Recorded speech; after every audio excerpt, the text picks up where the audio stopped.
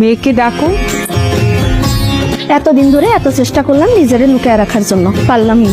আপনাদের জন্য বের হয়ে আসতেই হইল। হতাশ, খুবই হতাশ। মা, মেয়েগুলো কি বলে?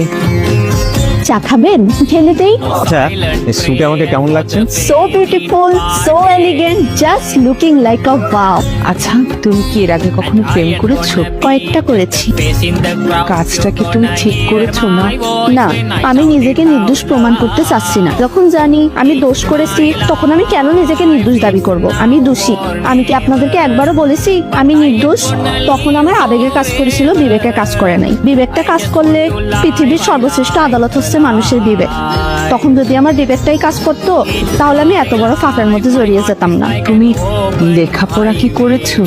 জি, প্রাইভেট ইউনিভার্সিটিতে। ভাগ্যিস আমার বাবা মার অঢেল টাকা ছিল না, তাহলে আমাকেও অনেক টাকা দিয়ে প্রাইভেট ইউনিভার্সিটিতে পাঠাতো অশ্লীলতা শিখাতে।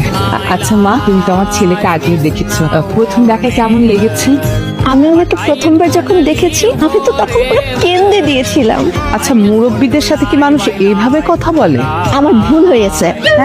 হ্যাঁ, আমরা ক্ষমা করে দেন। কি মেরে বাবা, তুমি এখান থেকে যাও তো, আমি তোমার মুখও দেখতে চাই না। তাহলে কি অন্য কিছু দেখাবো?